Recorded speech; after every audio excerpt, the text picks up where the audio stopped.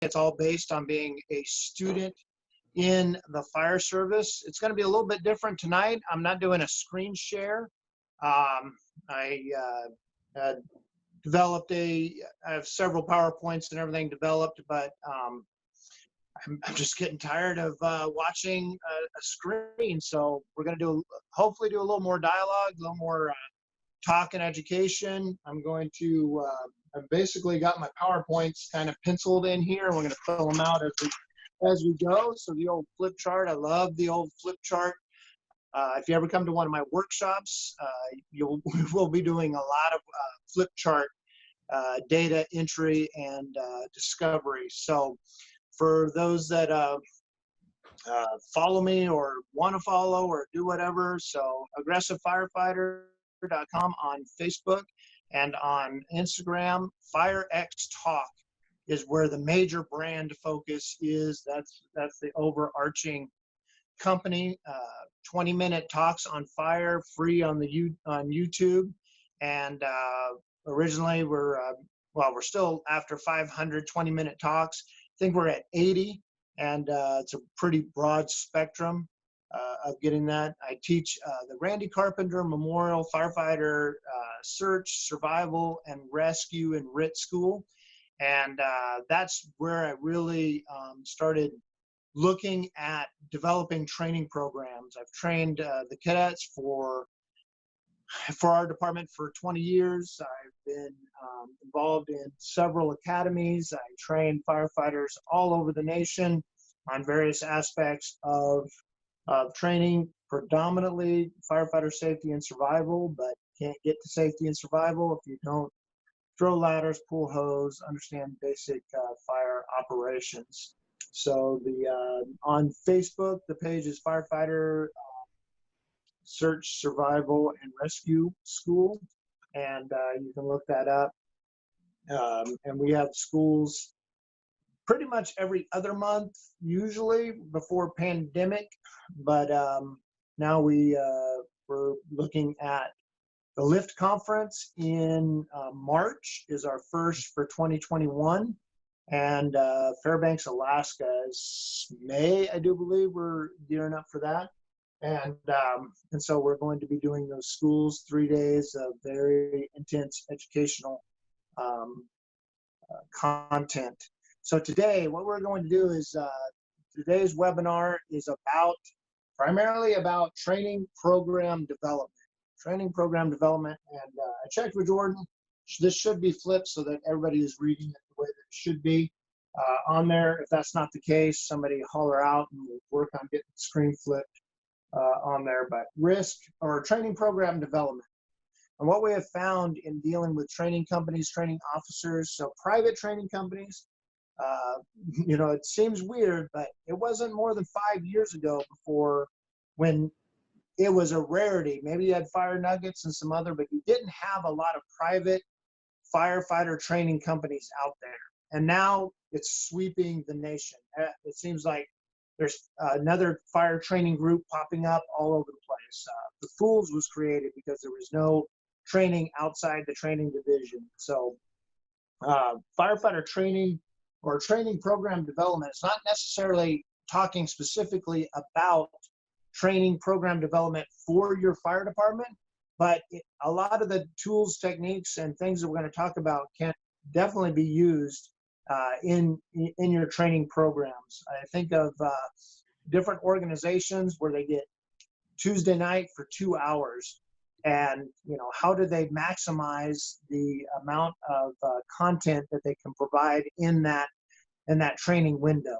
And so the thing that we always kind of boil down to, it seems like when we're talking about training, is what is emphasized in training.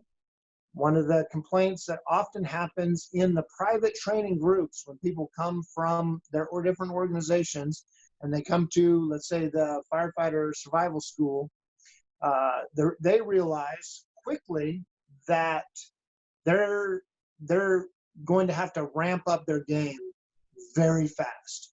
That we don't really have, we have very few people that show up at the school that train at that level on a regular basis. And the reason why I think that comes into play is and what this webinar is about is trying to bring risk assessment into its proper alignment in the fire service. And that risk assessment and proper alignment drives training programs. So our school is driven by the fact that firefighter safety, or firefighter search is where it kind of relates. Firefighter search, firefighter survival, firefighter rescue, firefighter rapid intervention all has to be based on a proper risk assessment.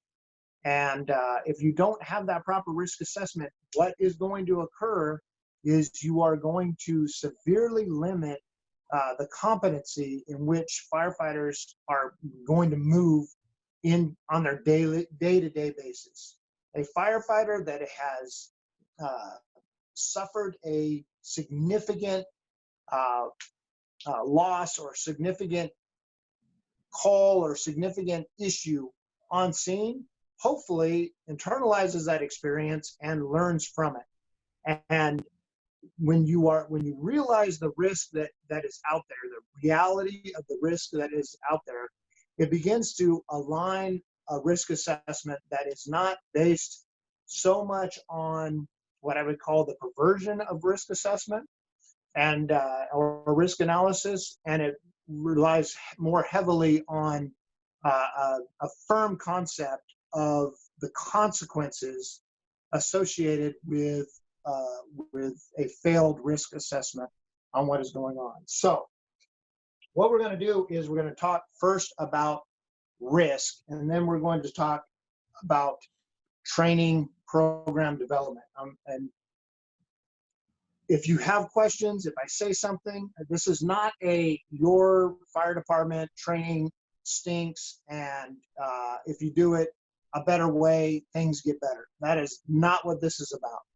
My hope is that when the objective is, my hope is that when we end this webinar, that you'll have more tools to communicate and articulate why training is so important, and why, if for some reason your training organization or where you train or whatever that you get your training from is lacking in some key elements, that maybe you can say, we need to shift gears a little bit, or for you personally, you shift gears and maybe bring some people with you. And so when we talk about risk, and I'm gonna, if you can't hear me, let me know, but I'm gonna draw this out a little bit. Okay, risk starts with an event, okay? Or a combination of events. So if you take all of the definitions out there of risk assessment, risk analysis, and all that other kind of stuff, then what you're going to come up with is a bunch of different definitions, because risk, defining risk, it has to be associated with the arena that the risk is in. If you separate risk and you try to use a definition of somebody's risk tolerance based on financial definition, like my risk tolerance now that I'm getting closer to retirement for losing all my retirement money is not as great as it was when I was younger. It has some of the same factors, but you can't use one blanket definition, or you can't use a definition from project management onto the fire service, or onto a fire, or onto an assault call, or a car wreck. The risk has to be assessed over common terminology. And so one of the things that in most risk definitions is you're going to have an event is occurring, okay? You have risk. We're not in a bubble. We don't live in a bubble, but we do have an event. And that event has a couple of things common with it. There is uncertainty.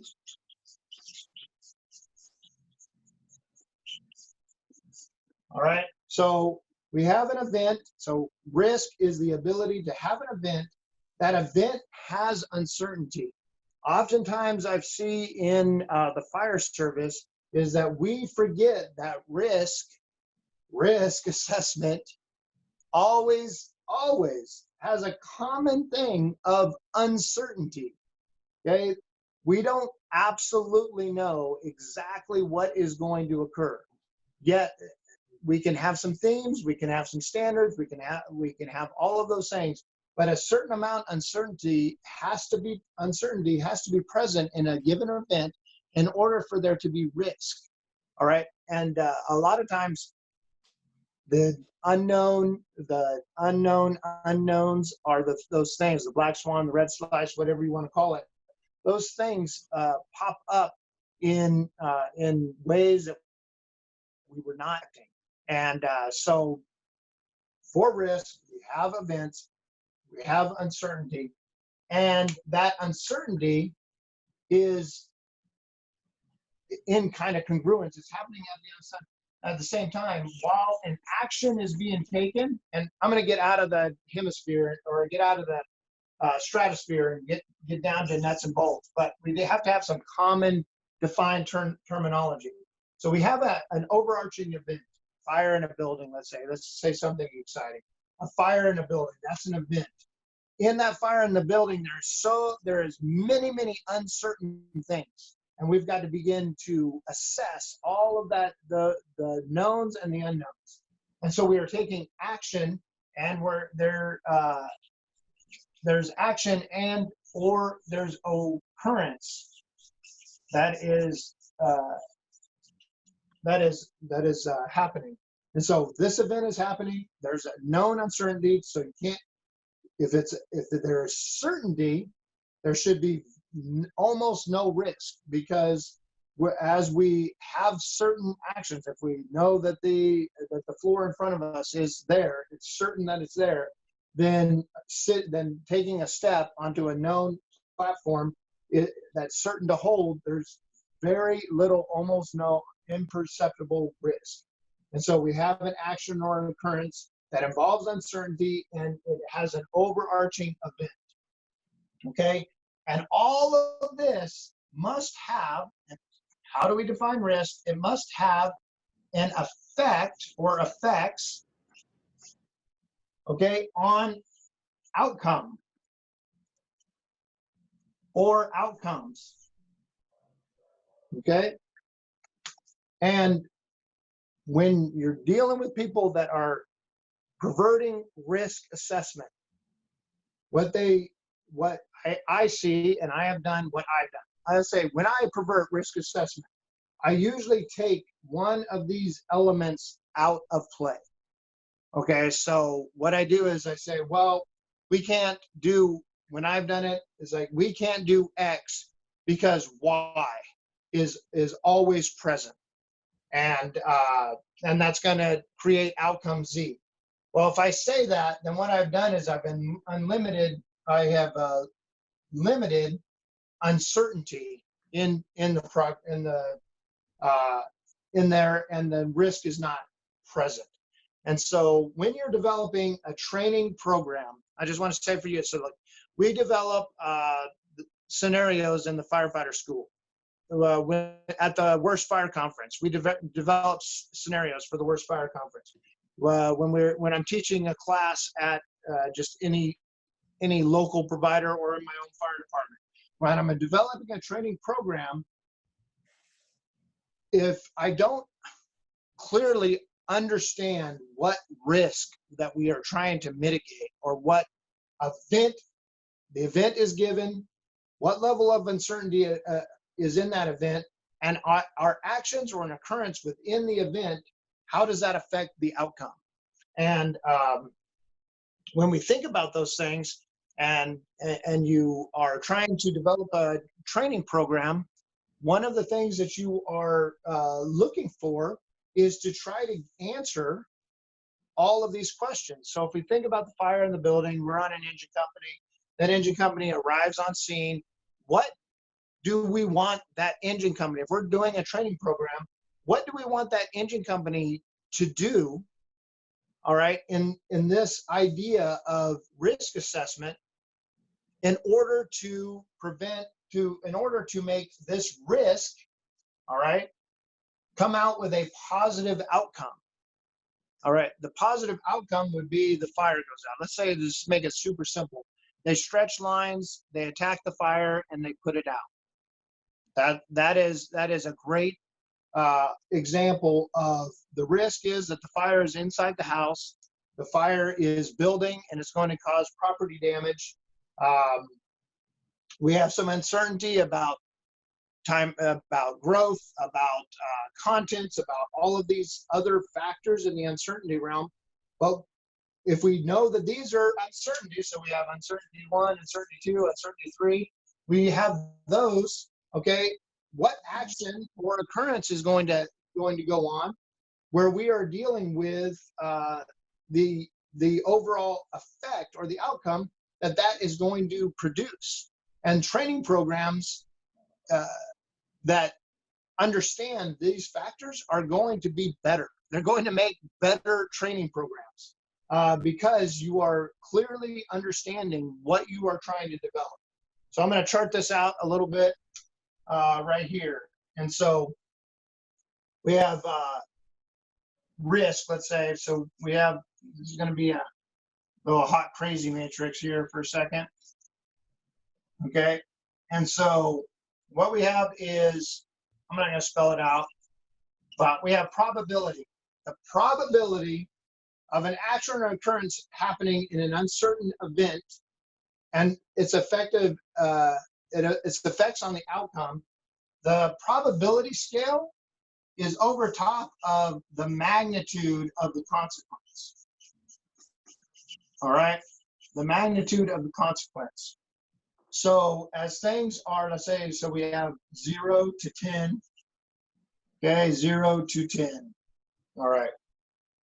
So if we have a probability, so let's say in a given year in your organization, you have at least one fire in your organization, one structure fire in your organization a year. So we know that in a given year, all right, that we have, it's 100% chance that we are going to have a structure fire. Now, that structure fire has a probability, 100% chance it's going to happen. So the probability is way up there. But what we don't know is what is the consequence or the magnitude of the effects, okay, the effects of that structure fire.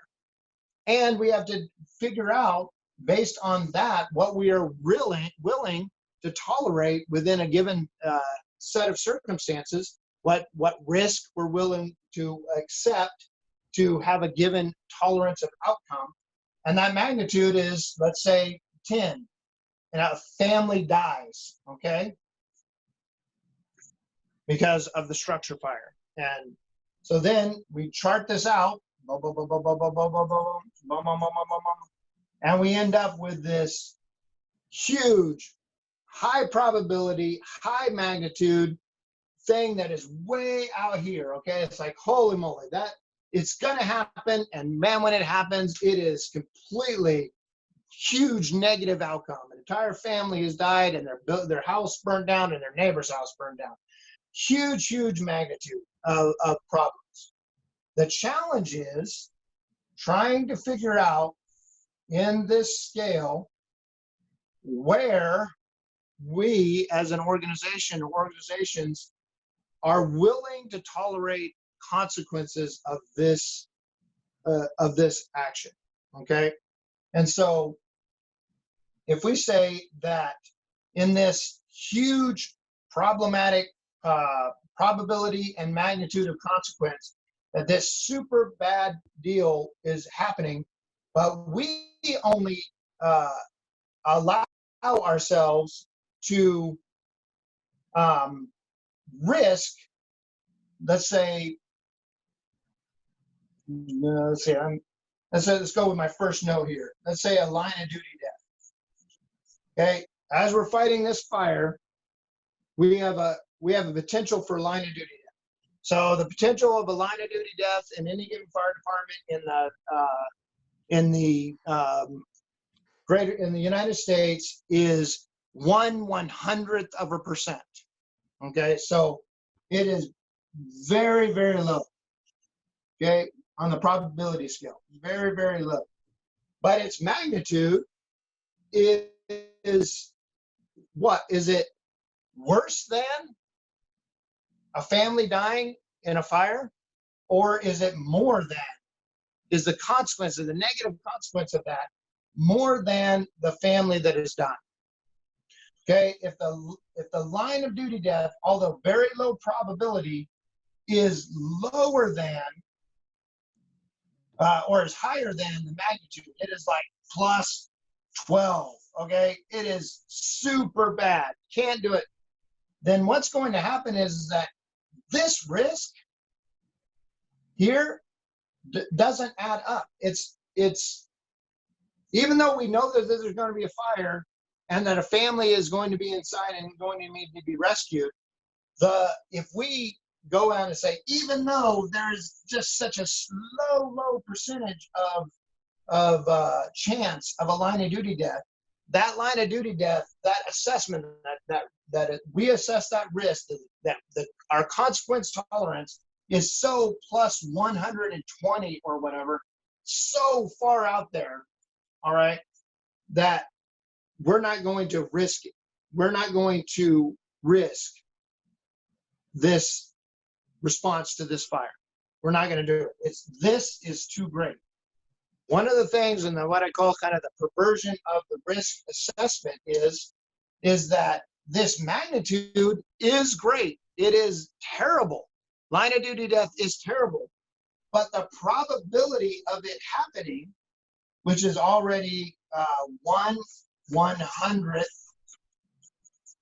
of a percent, okay? 1/100th of a percent, I think you can see that.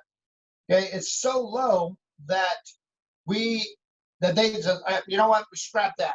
Every fire can be potentially be a line of duty death, which is true, but we're talking about every time you pull the slot handle. Complete randomness, that's not necessarily true on this, but we have such an egregious magnitude of consequences added to a line of duty death. And then couple that with, let's see this. So the next thing is that, but what is the probability of rescuing that family?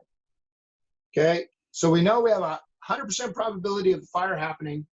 We have a factor of 10 for the negative consequence, press and family loss and personal suffering of the firefighters that don't rescue this family. Okay, but what is the probability and magnitude of if we performed a rescue, if we got a rescue of this family?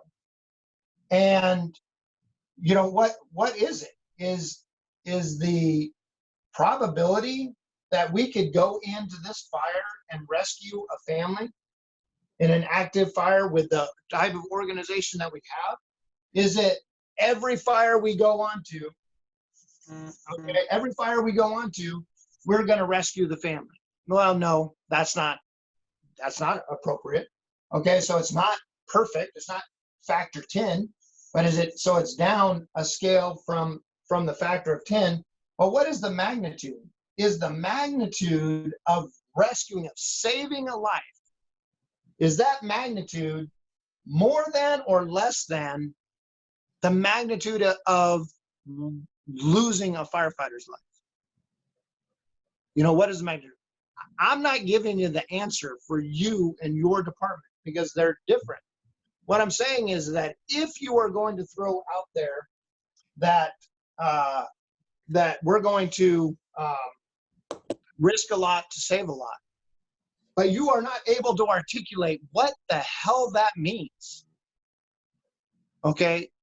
And you're not able to say, hey, this means risking our lives to save someone else's life in a probability factor of near perfect of something happening where it's going to need to be rescued, then you need to associate, you need to articulate that in the way that you organize your training programs in your department.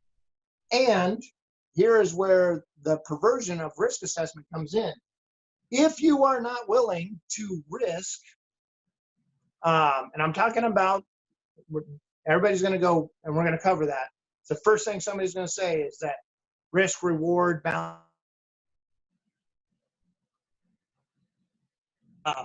And the way we're going to cover that, we're going to cover that later. But if you are not willing to risk a firefighter's life for the probability of less than perfect, so we don't have a perfect probability of rescuing the person, if you're not willing to risk a firefighter's life in order to save a life, okay, save a savable life, are you articulating that to your taxpayers? Okay, are you articulating that to the people that are paying your wages, supporting your volunteer department? Because we don't often say that. Okay, we don't often articulate. We will save lives and property, or we will save lives as long as it doesn't endanger our own life. We're not articulating that. But here's where I'm saying I'm not even going to get in. I'm not getting into the political statement. I'm just saying, trying to get a base layer, because we don't have to answer that question. We don't have to answer that question in the bigger scheme of things if we develop quality training programs built on proper risk assessment. Okay, and the proper risk assessment comes from being able to articulate every risk. Okay, and you notice that none of this is about positive or negative. Okay, a positive risk is called an opportunity. All right, you think about VES, opportunity to VES, it's a positive risk. Okay, because of things we're going to cover later. But the positive risk is that the life safety, the life saving, is bigger, way bigger than our consequence tolerance. But we'll get on that later. But I just want to say, if somebody's articulate, or somebody's saying that's too risky, hey, firefighter, don't go up on that roof and vent. It's too risky. Okay, my first question is, all right, what is the event? Okay, chief, okay, captain, okay, fellow firefighter, okay, crap person on the Facebook giving you crappy comments on a post, whatever. All right, do you understand what event is occurring? Do you understand what uncertainty there is in any given circumstance on being on a roof and ventilating? Okay, obviously, uncertainty is uncertain, but we can start to ask the questions of what are the uncertainties, what action or occurrences is happening. So we're saying, oh, if somebody is saying every roof is too dangerous to be on, well, was on my roof just not more than 30 minutes ago with 2 other guys because I'm getting my roof replaced. And I'm like, was I worried about it? No, I wasn't worried about it, because guess what? There is some uncertainties, but me walking on my roof is not one of them. Okay, I know what's up there. I know how to walk on a roof. All right, could I slip and fall? It's not raining here in Oregon. That's amazing that. There's no moss because I maintain my roof. It's not slippery. I was wearing proper footwear, all of that other kind of stuff. The action occurrence, and then what is the effect or the outcome that is going on? That's all I'm saying. Is like, let's build risk tolerant questions on there. All right. Next page. Okay. What are our risks in the fire service? All right. So we're talking about the perversion of risk assessment in the fire service, and when people are talking about this very, very low risk situation where we have a 1% chance of getting injured, everything from a scratch to a loss of time injury. Okay, we have a 1/100th of the percent of losing our life in the fire service. So we have risk in the fire service. Okay, and the fire service. Okay, we have risk on the fire service, and if we were to break down and people were saying, okay, training programs that are focused heavily on EMS or focused heavily on Fire and no EMS are focused heavily on target solutions where it's all online and admin and all that other kind of stuff. Okay, all of those are across the board. What we're eventually going to get to is how training programs are developed and how that occurs for the firefighter survival school. All right, a risk in the fire service. Okay, I'm going to use a different color to make it even more exciting for you. You'll be like, oh my gosh, there's color. All right, risk in the fire service. A circle, a square, and a triangle. All right, circle, square, and triangle. I think that's coming up pretty good on there. Okay, the circle, square, the risk in the fire service. Number one risk in the fire service is, okay, and that's the reason why I have the circle, square, or the triangle, is I just want you to think about this guy right here. Okay, this is a firefighter. Okay, this is little arms, this is little legs. All right. Number one risk in the fire service is cardiovascular and health failure. Okay, this guy right here. All right, he's big, he's beefy, and his heart is doing a lot of work. Okay, he's a big guy. Okay, big gal, whatever. Risk in the fire service. Don't go inside and fight fire. Great. Don't go inside and fight fire. Minuscule, itty bitty little percentage of firefighter fatalities and injuries. Okay, so if somebody says don't go inside to fight fire, all right, don't get on a roof, don't whatever. And I'm not saying those are bad things. Just the other day, Charlie side attack, put the fire out, A-okay. Why? Because did not had a proper risk assessment of what was actually happening. Because believe it or not, if you have the fire on the outside and you keep it on the outside, the inside is way better to live in. All right, so risk in the fire service. If we're talking about risk and people are focusing so much on risk in the fire service, the first thing I tell them is I said, what are we doing about cardiovascular health? Okay, I'm going to throw that in there. Next and this is lifetime of duty in the fire service. If we take all of the lifetime, heart disease is one thing, cancer is another. Okay, so we'll put a big old C right there because we also want to do cancer. All right. Okay, so if you're talking about risk in the fire service and we're developing a training program, and we're talking about a universal training program for the fire service, is our training program in the fire service very focused on firefighter fitness, health, survivability, cancer prevention? Because if they're truly assessing risk, what they're going to do is focus. If we, not they is such a bad term, me, if I am effectively assessing risk, the first thing that I'm going to do is I am going to say, am I obese? Do I have heart disease? Am I the skinny person with huge amounts of plaque because all I drink is soda and eat fried chicken, whatever the case might be? I don't know.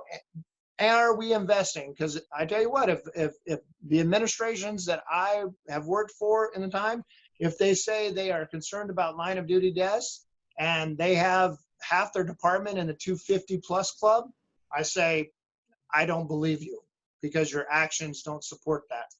Okay, so risk in the fire service. Number one, okay, just think of a circle, a square, and a triangle. Number one is cardiovascular disease. Number two is the square. I'm going to put little things down here, little things down there. I'm going to put a light bar up here. Woo, okay, I'm going to put bump and headlights.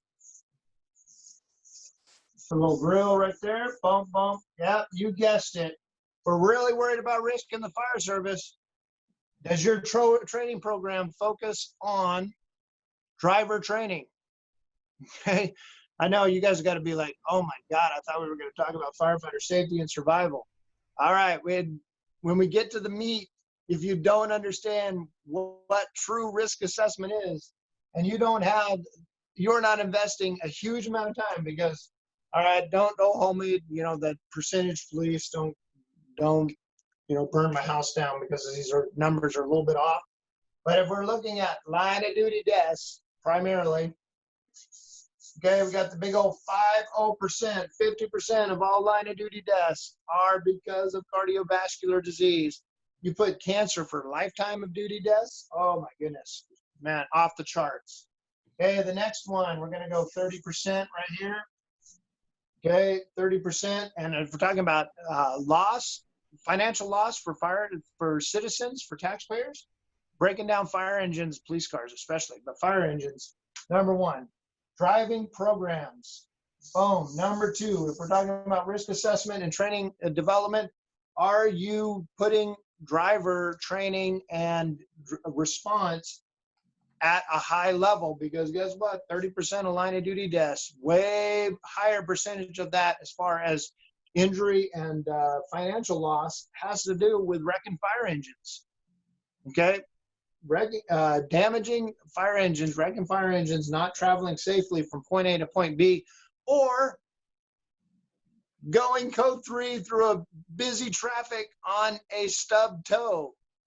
All of that is not proper risk assessment. That is reverse risk assessment. All right. So driver training, what are you doing for driver training? How are you doing? You're just handing the manual to the person, make them sit in a couple of online classes on how to drive through, or and then boom, you're a driver. I can tell you, if that's what you're doing, that is not proper risk assessment. Your program needs work. Develop a proper training program, traveling from point A to point B. It is true that even if you fought 1 or 2 fires in a given day, and your family asks you, what's the most dangerous thing you did today? It was like, I didn't get on the treadmill and I drove to the grocery store. That is what I did. That was the dangerous thing that I did.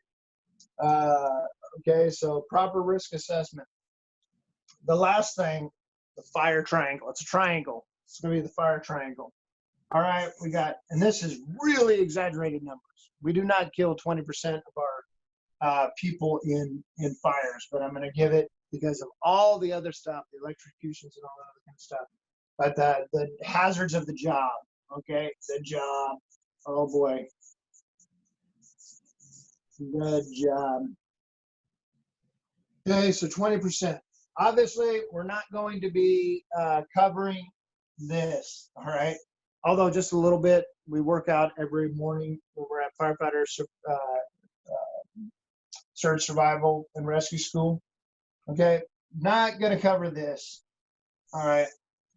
Because, that's just your organization needs to have an awesome and well-documented, okay, driver training program, high risk. Okay, we're going to focus on the job. Okay, developing training programs, training program development with proper risk assessment related to the job.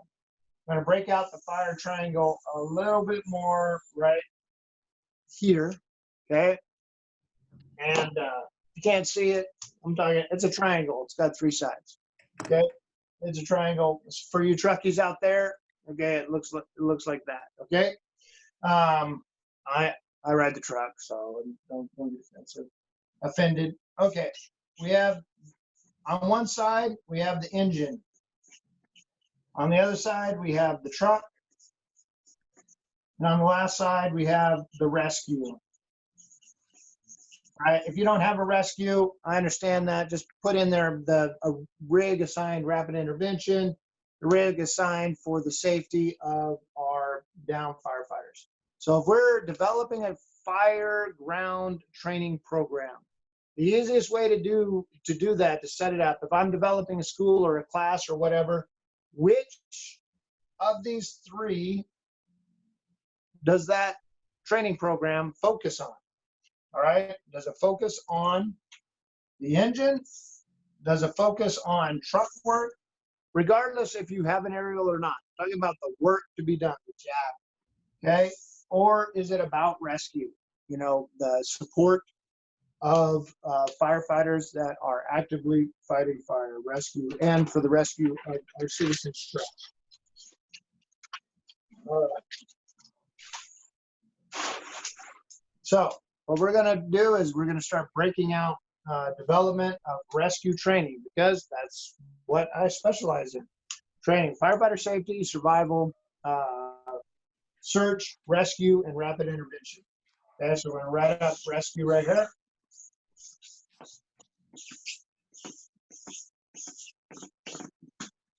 All right.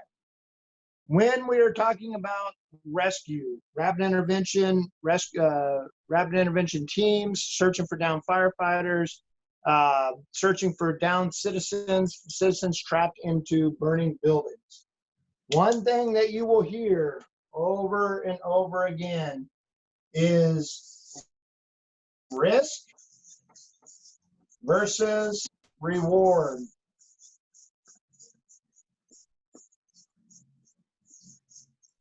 All right, risk versus reward. When you hear this, okay, this is not an accurate statement. It's not risk versus reward. All right.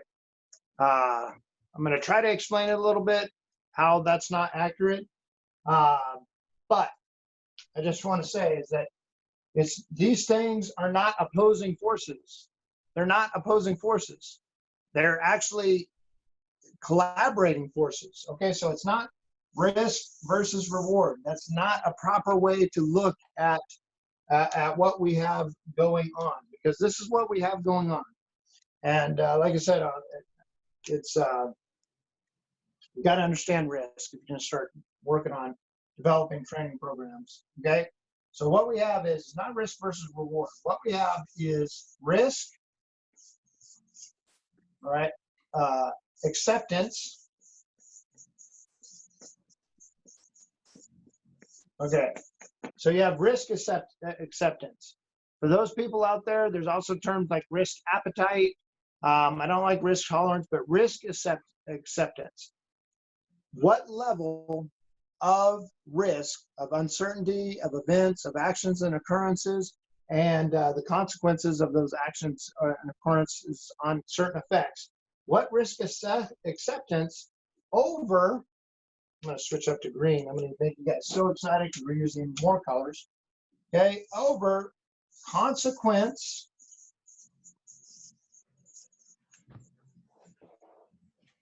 tolerance.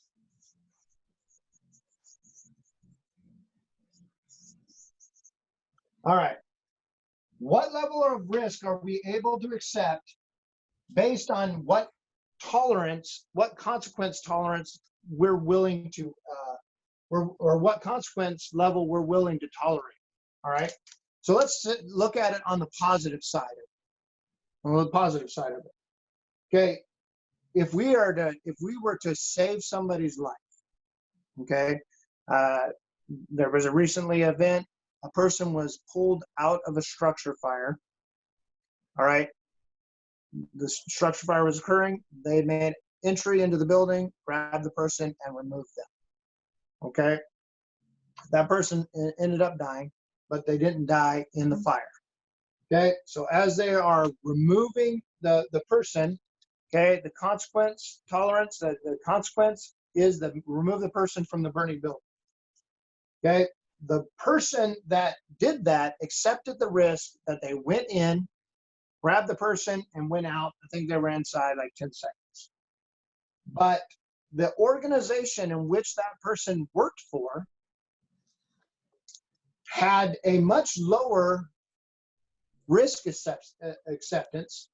They did not believe that the risk that level of risk was necessary, because the tolerance given to saving a life is not high enough. So you cannot risk your life to potentially save a life at that particular organization based on a set of parameters that was given. All right, that's all. That's what I'm saying. About describing this. I'm not saying that organization is right. I'm not saying that firefighter was right. All I am saying is that there's always risk acceptance and there's always consequence tolerance. There's not just risk against reward. It's not a battle. All right. And so we're going to dive a little bit higher into the stratosphere. Okay. So this is all about game theory. All right. Game theory. Think about theory. Yeah. Think about the fire service as a game. Okay. It's not a game. You're dealing with people's lives. I understand that. Game theory is a philosophy, a thought of how risk and people, organizations and events occur, and why people are willing to do certain things during that, and how you get them to do what you want them to do or not want them to do. It's a big deal. It's not about necessarily video games. It could be about chess or anything else. But we're going to do this deal right here. And I don't know, hopefully you can see. I'm going to go switch back to black. This won't make any sense unless you see it. All right.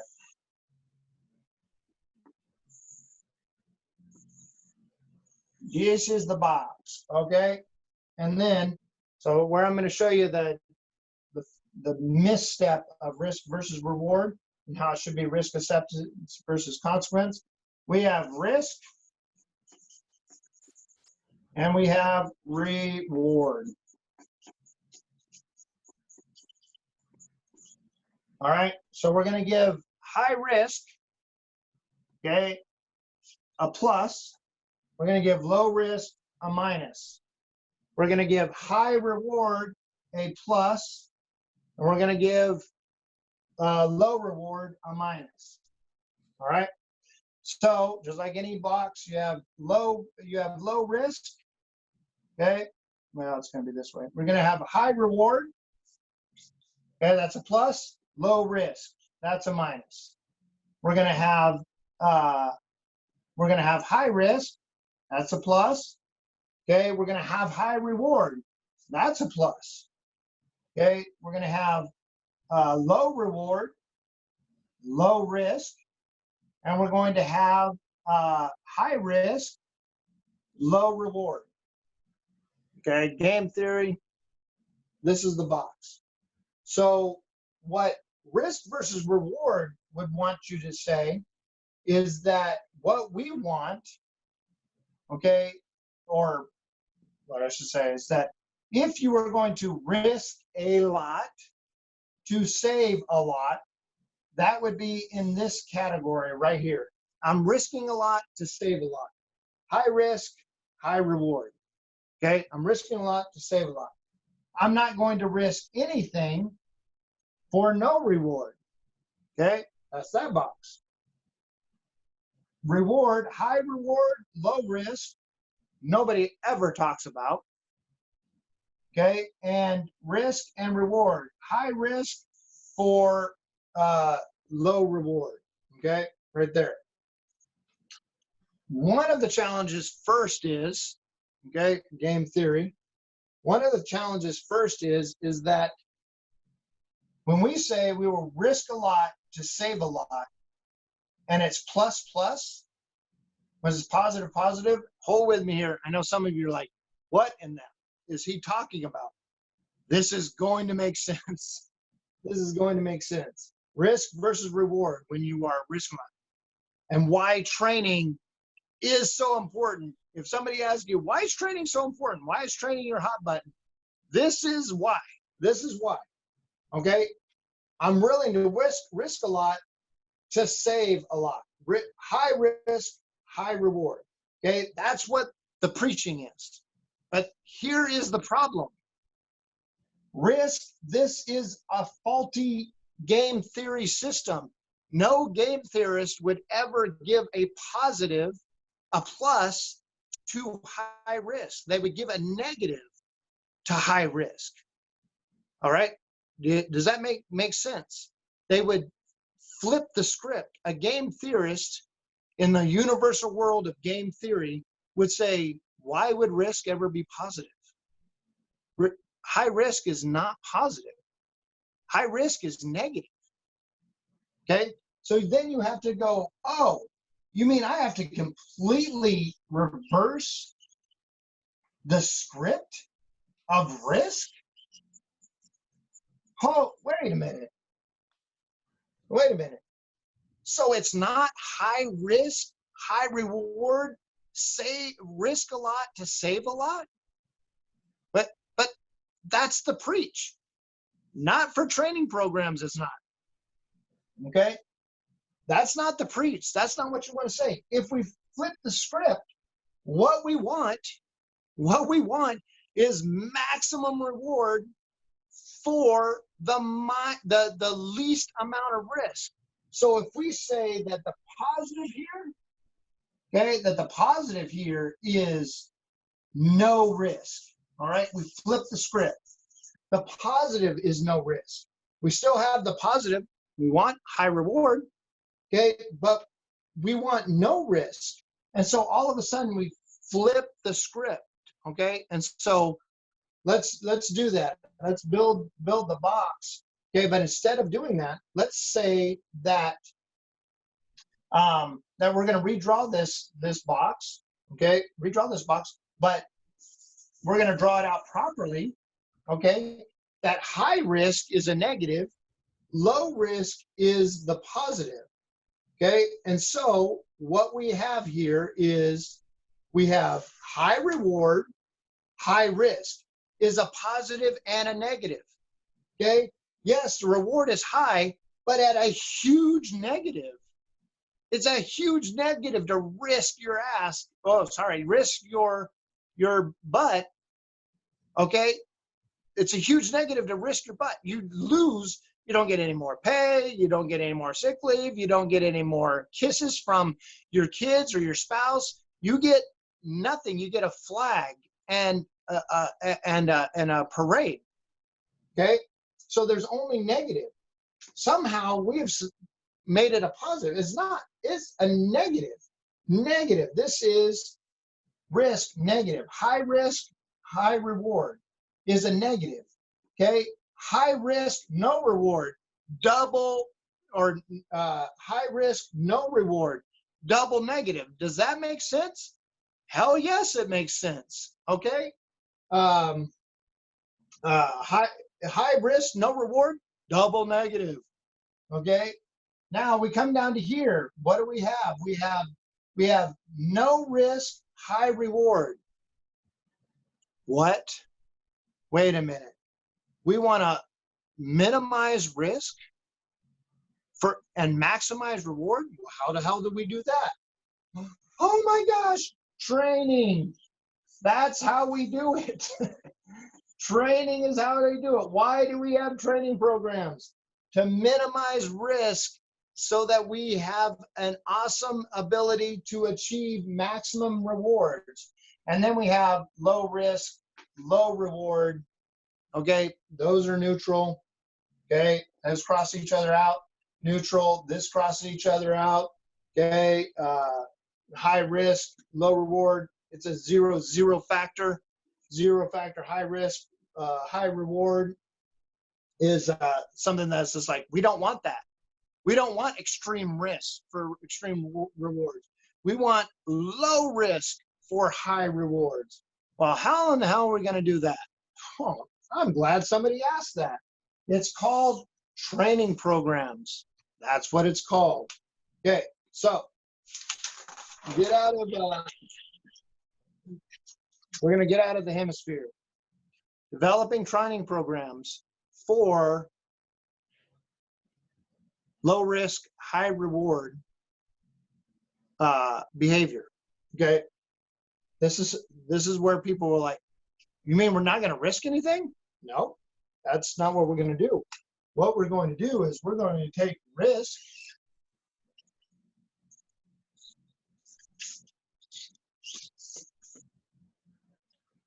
Okay, we're going to take risk because our job is inherently risky. Okay, we're going to take risk. And remember, high risk is a negative. Low risk is a positive. how do we minimize risk? Well, point A is we could stay at home. Don't go on the call. Don't go inside. Don't drive erratically. Don't eat a box of donuts. So in Sandy, Oregon, where I live, we have Joe's Donuts, best donuts probably in the world. I haven't tasted every donut, but I pretty much ate a dozen of them yesterday and the day before. That wasn't good. That puts me at the 0. Okay. Don't do that. Risk, high risk, low risk. Training.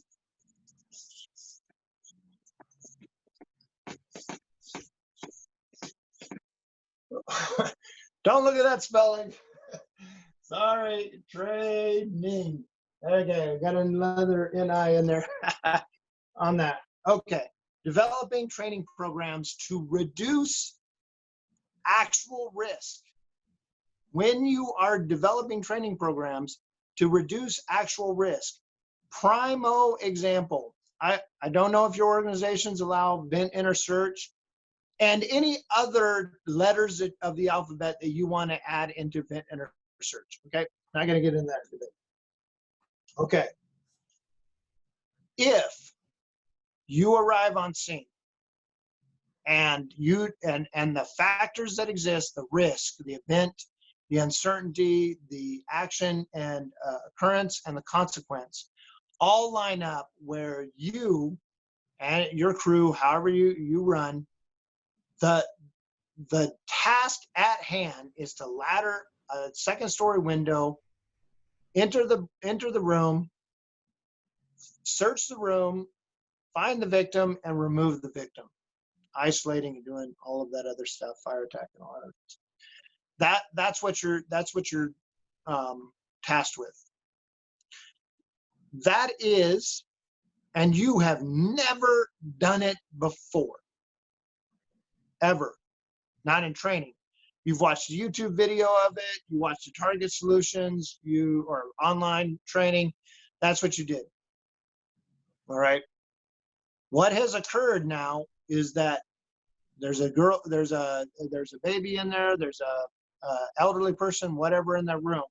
What we have done is we have forced that high risk, high potential reward forward because of a lack of training, or a lack of training, or a lack of policy. If your policy dictates that at no time will anyone vent, enter, and search a room, absolutely not going to happen. Not going to happen in the fire department. One, I would say that's probably a policy that needs to be looked at. Okay, that's just my opinion. You guys might have different opinions. But if it's not a policy, thou shalt not do this, and that occurrence is somewhere out in the world, then the way that you make it a high reward, low risk event is by lower risk, not no risk, lower risk, is through training. And so what do we need to do? What do we need to do to do that? All right. So if you want to develop great training programs, one tool to use, let's say VES. Oh, all right, VES. All right, vent, enter, search, vent, enter, search. Okay. If you want to have develop an awesome VES class, the best way to do that is to do a pre-mortem, or go to the end of the event and then construct it in reverse. So when we're doing developing scenarios for our fire school, the number one thing is, what do you want? What is the successful objective? The successful objective is that the firefighter is and all of the crew and all of the rapid intervention team is safely outside in 4 minutes. Okay, that's a successful outcome. Correct. All right. So, but we're going to do VES. So what is your objective for VES? Is that the firefighters and the citizen is handed off to EMS and the firefighters are uninjured. So that's where I'm going to start. All right. So I start with the end in mind. For those that are leadership gurus, start with the end in mind. Should be like, hey, I've heard that before. Start with the end in mind. Okay. And so we rescued the citizen, the crew got out safe, and the citizen is with EMS. All right, that's the successful outcome. What happens right before that? What happens right before that? Okay, what happens right before that, let's just say for kicks and giggles, is that the firefighters carry the victim down a ladder. Okay, boom. So before the firefighters can hand the person to EMS, all right, they have to bring the victim down a ladder. Okay, so we already know our successful outcomes, but now we're going to say down ladder.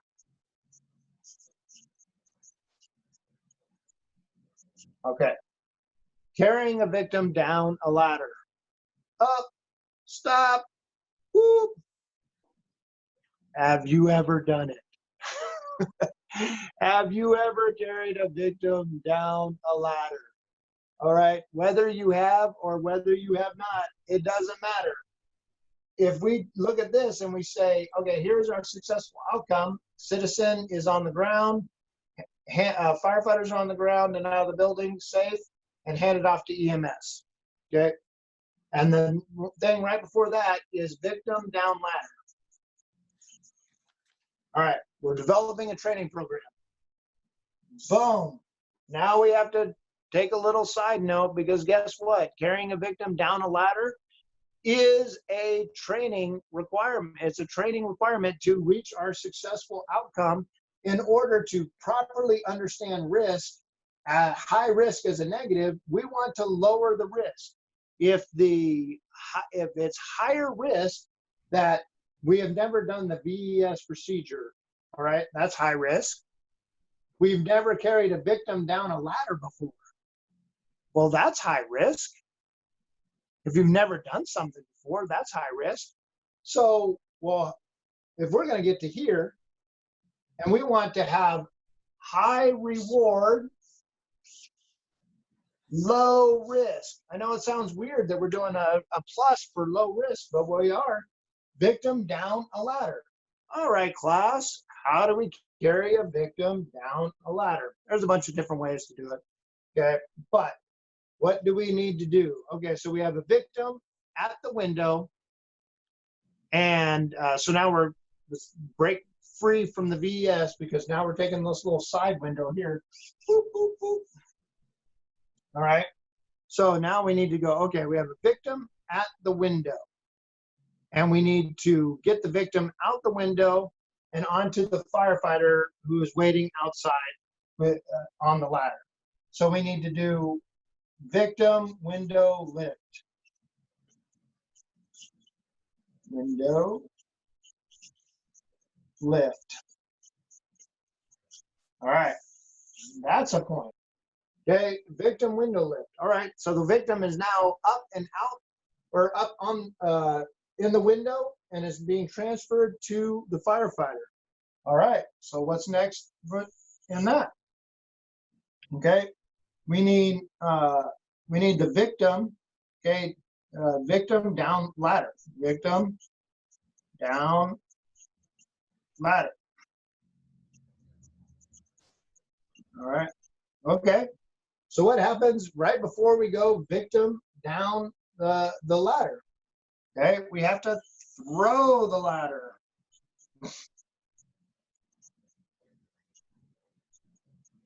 All right, throw the ladder. All right, so now we need to we need to throw the ladder in order to get the victim down the ladder. We need to get the victim out of the window. So once we throw the ladder, oh, you know what? We need to put in here also climbing the ladder and positioning.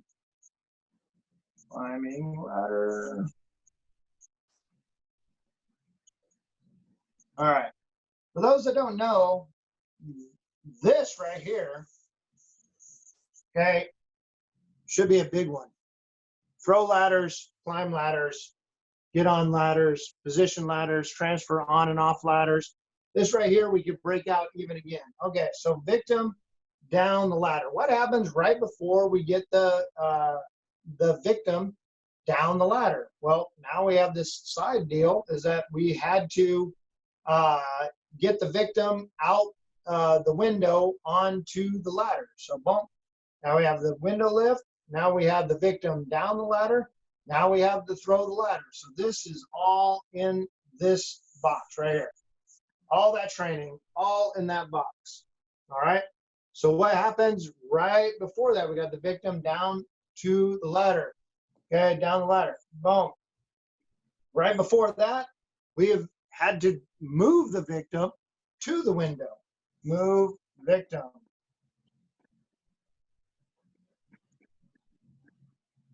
All right. We have to move the victim. Bunch of different things break out in that, but it's not too difficult. One thing I would say is that if you are going to buy a gimmick, gizmo, or gadget, don't do it. Okay, at most a webbing and a carabiner at most, but this gloved hand, okay, 2 of them, you can pull a victim. Okay, move victims. Okay, maybe a carabiner, but or a webbing strap and a carabiner. Move victim. Okay, to window. All right. Okay, well, now we move the victim to the window. What happened right before we moved the victim? Okay, we found victim through search. We found victim through search. I do not have to tell you that searching a 0 visibility or low visibility building, this is a whole nother breakout. Okay, a whole nother breakout of training program development. Okay, and we move on down the line. Now, when found the victim, okay, through search, so search training, search. All right, what happened right before we searched? For all those that were just jonesing to say isolate, we shut the door, okay? I'll even write isolate for you guys. Isolate. All right, so we isolate, you shut the door. Okay, that brings up a whole nother thing. So we're gonna throw under isolate or get to the door or whatever. Okay, thermal imaging use, firefighter entry and egress through a window. And then, so we isolate the door. They're in there, they're finding the door. We have all of those pieces and parts that I just mentioned. Okay, before that, what was the step before that? Firefighter enters window. Firefighter enters window. All right. Firefighter, and it goes on ad nauseum as we develop this training program. Each one of these things has these little breakouts that we do. But you have to ask yourself, why would we do this? Why would we do this? Because this is what we like to do. Okay, this is what we like to do in the fire service. Get somebody that has less knowledge than we do, or is weaker than we do, or is more, newer than we are, and we say, we're going to learn VES. This is what I want you to do. I want you to grab the ladder, throw it up there. You're going to get on. You're going to get all your stuff on. You're going to climb up the ladder. You're going to break out the window, dive into the window. You're going to cross over. You're going to find the door, shut the door. You're going to search. back. The second firefighter is going to go in. They're going to use the thermal imager. You're going to find the victim. When you find the victim, you're going to communicate that. You're going to bring the victim to the window. Firefighter is going to go out. You're going to transfer the firefighter or the victim out onto the firefighter that is on the ladder. You guys are going to come down. Both people are going to, both firefighters are going to come down, and then you're going to transfer that victim to EMS, and you're going to go back in and fight more fire. Ready, go. And we're like, oh my goodness. Oh, I can't believe it. You don't know how to throw a ladder. You know, you can't enter a window. You can't exit a window. Oh, what's this first time masking up? Oh my goodness. What is all that stuff? And the reason being is because we're not really interested in developing a training program that reduces risk, okay, that makes a VES event lower risk for a high reward. Okay, we're more interested on that night, on that day, on that training session of doing something else. Okay, what I'm saying, and we'll open it up for questions. And this is, and hopefully you can understand where I'm going with this, is that training program development is easy once you understand the level, what risk it is, how it works on the fire service, and how the #1 way to combat risk is through competency. Okay? Risk, okay, less than competency. Competence. Okay? We should be so focused on being competent that our risk assessment is based on a higher level of competence, because we know our training is developed to develop competence, and from competence comes confidence. And when we assess risk, oftentimes in the fire service, we have now assessed risk at the lowest possible competence level. Right? We have turnout gear, we have training. Okay, Stan and Marge, they're holding the 5/8 inch green line outside and spraying water on the fire. They're doing a heck of a job. But it's Stan and Marge, you know, they're 70 years old, they've retired.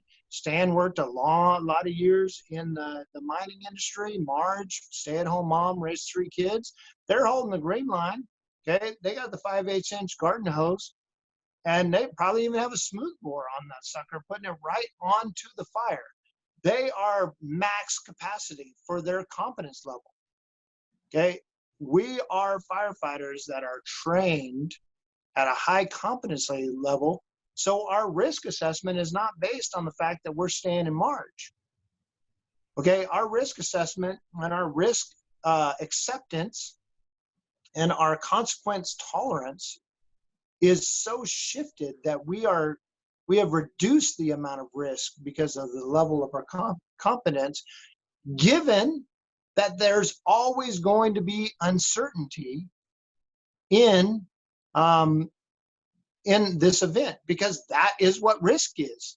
Okay, you don't have to be risk adverse. You have to be risk knowledgeable and risk understand what risk is.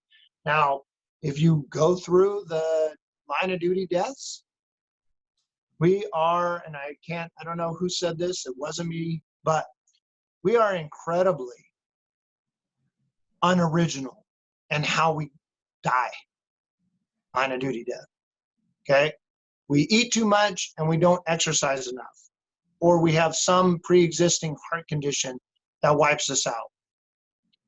We devour cancer and allow carcinogens to hang out in our turnouts and our gear. I'm not for the clean cab concept. I'm for clean your cab concept. Okay, we drive to calls code 3 that we shouldn't be going on, probably at all, but definitely not at 60 miles an hour. We don't develop training programs that support driver training. And lastly, on risk assessment, we have to raise our competence, and we raise our competence by raising our training programs. We raise our training programs by developing training programs that are based on outcomes. Remember our risk definition?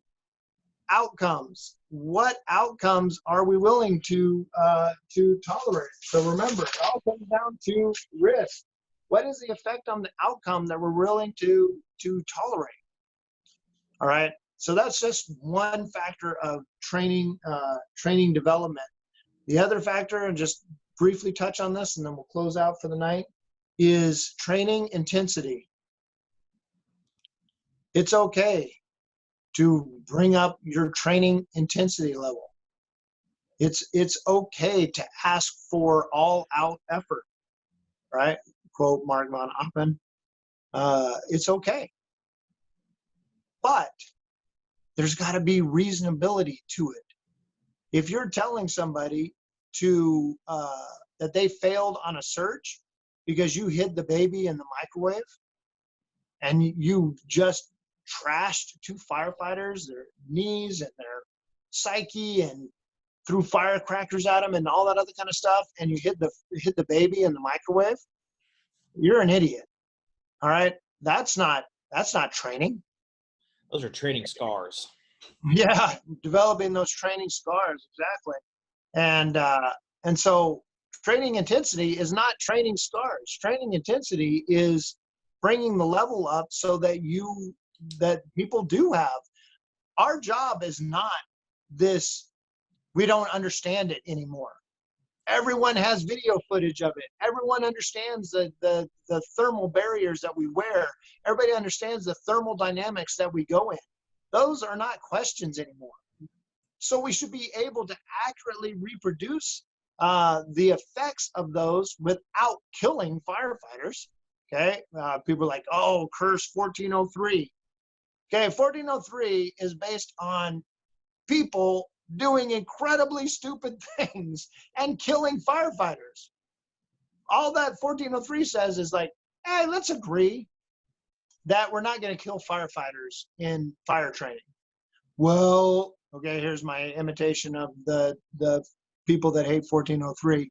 Well, you just can't get the fires hot enough and long enough and all that kind of stuff. Guess what? If you open up the appropriate gallons per minute and flow water from the point of proper access, flow water and flow and move and flow water in front of you, guess what? The fires aren't going to be that hot anyway. All right. If you crawl in with no hose and no water into choo-choo train smoke, and you're on the air track, guess what? You're going to get your butt burned to death. Okay. We want to tell people, don't get burned to death. Flow water. What are you holding it for? You literally drive around town in a water truck. Okay, the vehicle you have is a water truck. Unless it's an area you don't have water. I'm talking about the engine. Okay, and so training scars. Understand that you can ramp up the intensity. Make it dark. Make it hot. Okay, make it complicated. Okay, make the noise. I said, we play a lot of music at the fire school, and it's loud and obnoxious and all that for specific reasons on that. But I would much rather play sounds of a burning house, okay, going, chainsaws and stuff like that, because we want to recreate what's going on. So it's okay to bring up the intensity. Guess what, folks? It's okay to, as a training division, as a training program, it's okay to ask your people to be healthy. All right. It's okay to say, all right, every training program that we have, we're going to start off with an air consumption drill. We want to talk about a pretty good standard for firefighter health and fitness. Have them breathe through a bottle while doing exercise. Yeah, I mean, I can see some of you guys. Well, we have a guy that calls in sick every time there's going to be a big training event. Yeah, we do too. Yeah, we do too. Guess what? The training division, the training group, the person's assigned to just say, you can't get out of it. you do that about a year, 2 years, and that you're tracking them down to make them go through it. Eventually, people will stop calling in sick for that. And then bring up the intensity, be health focused, always have proper objectives to your training program. What are you doing? We have a wire box in our firefighter survival school. The wire box is not about entanglement in wires that you cut and get out of. Okay. It's a stress inoculation drill. It's 8 feet blacked out with more wires than you would ever see in any building, for the sole purpose of getting your mind in a distorted state so that you can work on stress inoculation. That's what it's for. What is the objective? To get to cut wires in an 8-foot box that you can see, 2x2 or whatever, 3x3? Well, that's dumb. That's not the drill. The drill is to get stressed and inoculate yourself to the stress, or show where you're weak in those areas. So have an objective. I hope I didn't lose too many people in the stratosphere as far as risk, but just to summarize this really quickly, is that risk involves events with uncertainty. There's an action or an occurrence of something, you're doing something or something is happening, and that there's effect and outcome, and they can be both positive and negative. Okay? Risk in the fire service. If you're unhealthy, highest risk. If you drive like an idiot, next highest risk. On the job, lower of the 3 risks.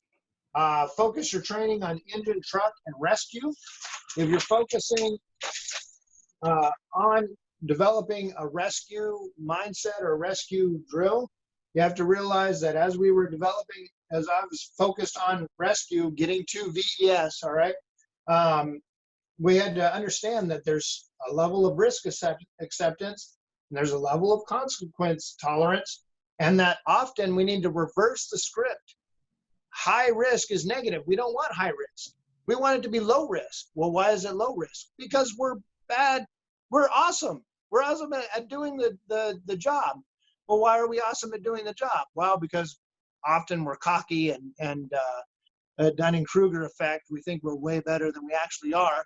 But that's why you have training divisions. Training divisions say, prove it. Prove that you're awesome.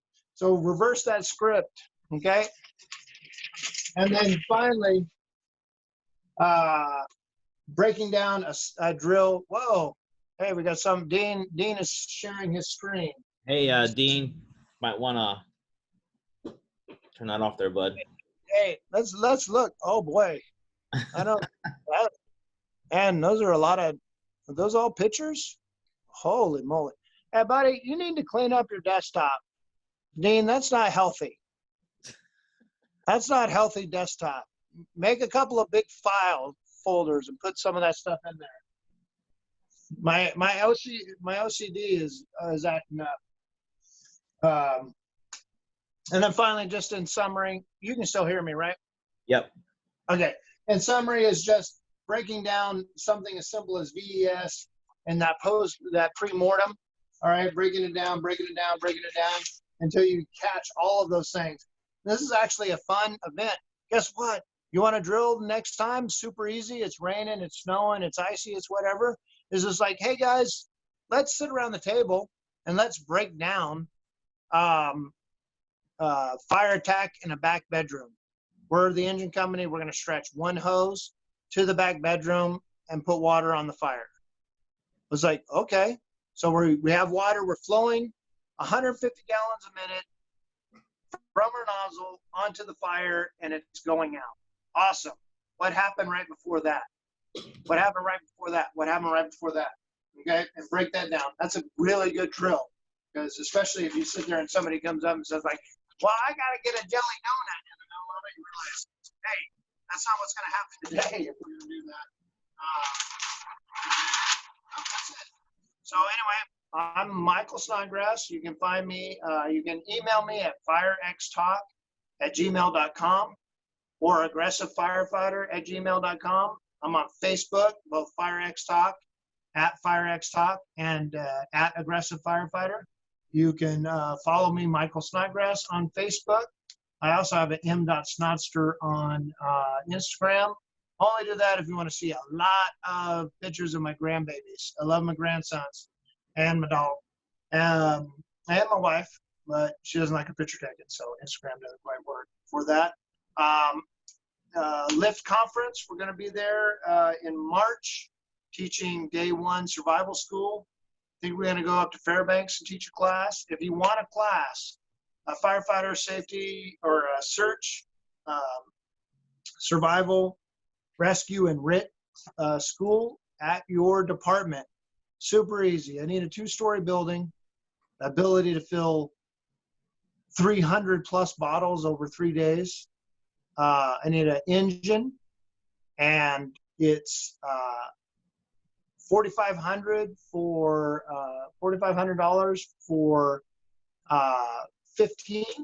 It's $6,000 for 25 spots. So minimum is $4,500 that I'll come out for, and we bring a crew out. We have instructors all over the United States, and we fly out and do that. Or it's $6,000 for 25 spots. You guys can fill them out however you want to, and super easy. It's not complicated. I can send you a quote. It's a great class. If you want to do train the trainer stuff and be there the day before and help us through there, we do train the trainer, and we give you all of the information and stuff. We do that for every class. So just let us know. If you have any questions, concerns, discussions, you think I'm full of crap, I'm fine with that. Just give me a holler out. Jordan, that's all I have. I don't know if you have any questions that you want to pose, but we'll get to it. Does anybody have questions for Mike? I wrote 3 things down that I kind of want to have a talk or a discussion about. And one of them was culture. The culture of your organization or the culture of your fire service in your county. How does that affect your risk assessment in your training programs? Well, it depends on what your definition of culture is. A lot of times I think the definition of culture, sometimes people are referring to, do they get along with their fellow firefighters? Are their fellow firefighters good people? Are they not good people? But I would say, if we're talking about what I think of firefighter culture as a group of professionals, paid or unpaid, a group of professionals that can accurately see the risk to themselves and their citizens, and have enough care, concern, and courage to really hold themselves and each other accountable. And I believe that culture is completely started by the individual. If you want a healthier department, work out, eat healthy. If you want a department that trains, train. If you want an organization that is positive, be positive. And will it change your entire culture? Let's say you have 100 people and you're the only person that is healthy, positive, and trains. And let's say that one other person in your 25, 30-year career joins you, you had 100% success, because you doubled the amount of people in that department that train, are positive, and eat healthy and live a healthy lifestyle. That's a pretty good return on investment. People are like, I do all those things, and only like a couple of people are alongside of me. I go, well, that's pretty darn good. That's pretty darn good. I know a guy that only had 12, and he changed the freaking world. So if you got a couple of people, you could probably do some damage culturally. Yeah, I think credibility has a lot to do with it too. Every organization has their uniqueness, but if you have somebody who's been a turd for quite some time, and then all of a sudden they have this shift, I think it takes a while for that to catch on. Right. And you know, and a lot of times, and this is really bad culturally, is that um, our young firefighters, you know, if you and they're not animals, okay, okay, don't hang me, but if you have dogs, okay, animals, let's say dogs especially, and you bring a puppy home, and that puppy has energy, is jumping around and is messing with the older dogs, uh, why are you surprised? You should capture that energy and use that energy in training, and then it's like, hey, you got some energy? Great. Let's go train. Let's go do this. Let's go do that. Not, hey, leave me alone. You know, leave me alone. Go over there and do whatever you do. Polish that handle again. I don't know whatever you do. And so that's all it says. It's like, so in your career, the first 5 years, you got people that are full of passion and energy. Use them. That first 5 years, you should be just like using those people like crazy, because guess what? The next 10, 15 years, they're going to be raising kids. They're going to be slightly checked out because they realize that family is super important. And then their kids are going to leave and they're going to be like, hey, I'm checking back in.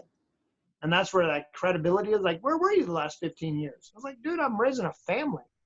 I go, I couldn't be at every fool's training, every, webinar, everything. I had things to do, but that's cool too, as long as they're not, jerkwads, and not, the, the, the people that come in, barely put their uniform on, and then crush a recliner for 20 hours. That's an accountability issue. That's a credibility issue with their officer, if they are the officer. That's a credibility issue with the officer development program. And if they're the chief, they're probably at will and should be at will somewhere else. So the last thing is, I wrote down attitude. If you have that one guy on shift that's just anti-training, anti-positive movements, anything, how can a shift officer, or, like for my organization, usually it's when the young guys on shift put something together. So you have right. that younger firefighter, kind of like what you said about harnessing the energy. Right. How do you get the buy-in, or how do you change that person's attitude towards the training?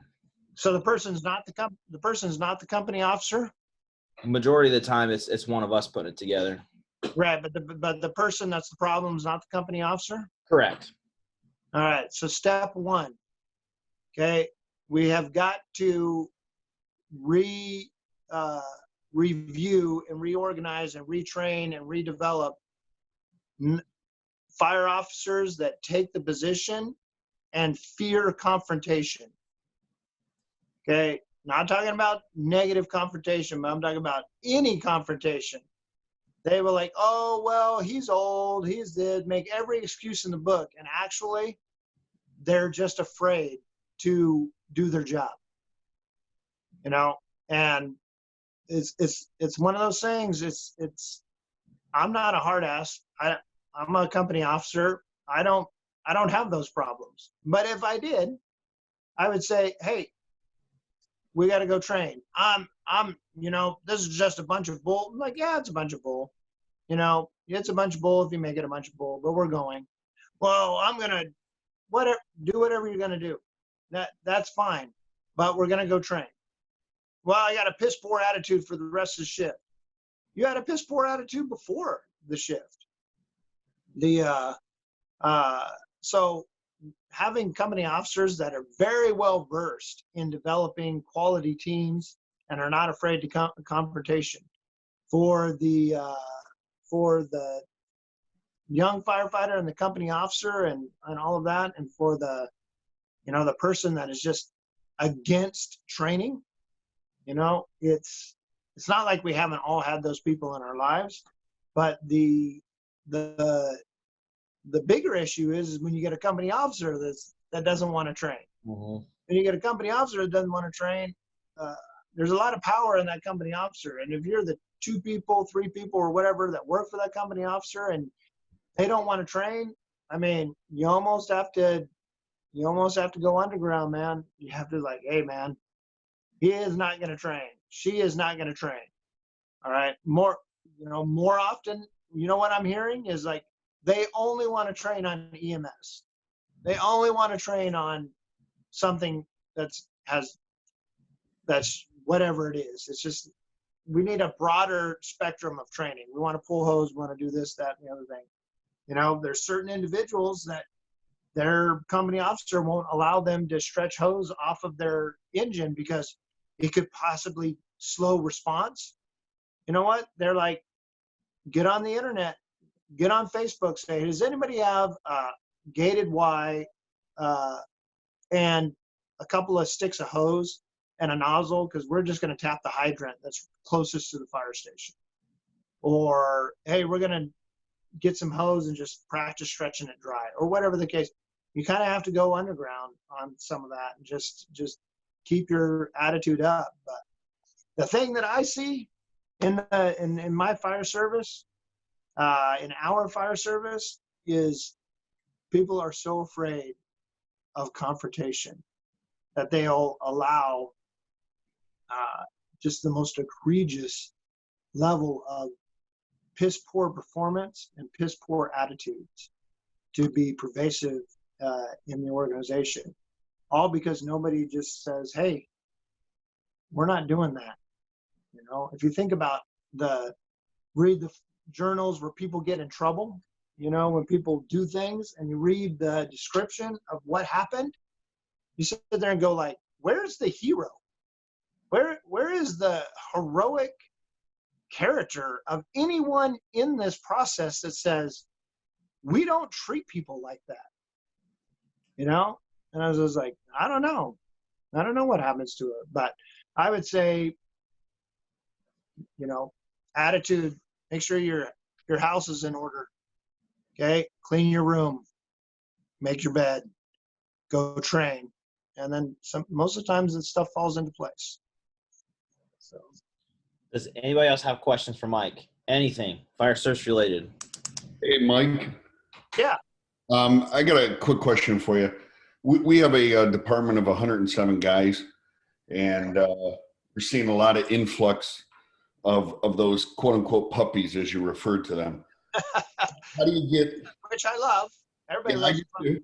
They bring a lot of energy, but Mm-hmm. but how do you work at getting that puppy and that old dog that lays by the fireplace to kind of get along and learn to respect each other's passion and energy and things like that throughout your travels and your seminars? How do you do it?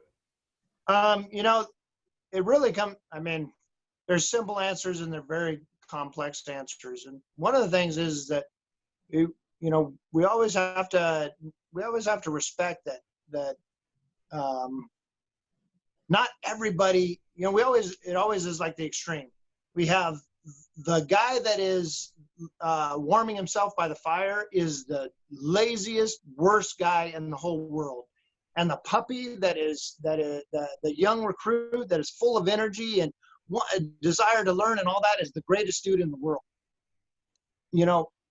Maybe we just look at those neutral interactions where we sit there and we try to develop those experiences, those times of common ground, where one of the things that I think is really what we have done in our academy is we bring the old guard and they do a 4-hour presentation on one of the academy days to the fire department or to the recruit class.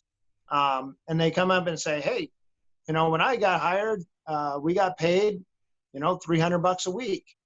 When I got hired, we had open cabs.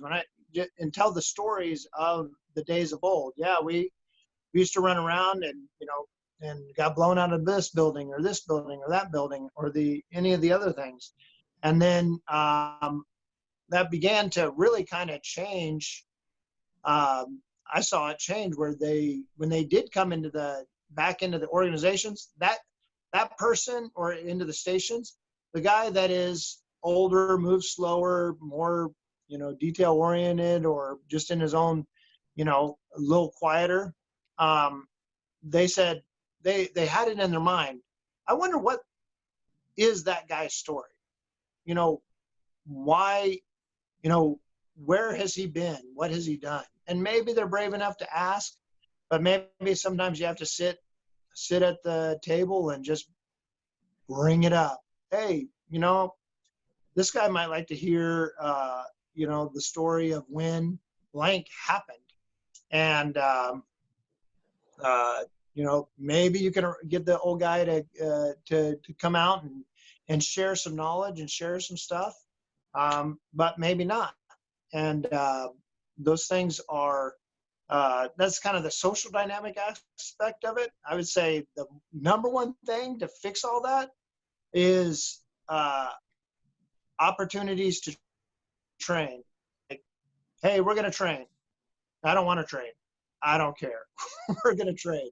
You have all the stuff to show the new guy, and the new guy probably has some stuff to show us.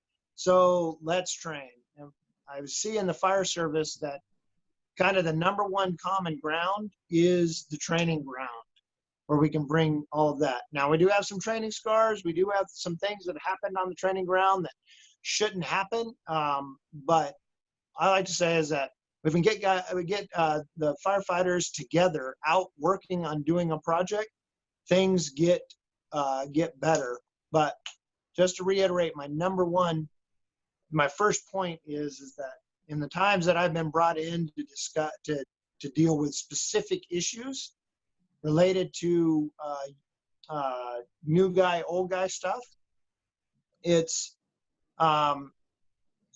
not cut and dry where the old guy is in the wrong. When we go through and we say, so the old guy is doing what he's always been doing and has met the standard for all of these years. And now this new guy is wanting to change the standard to be,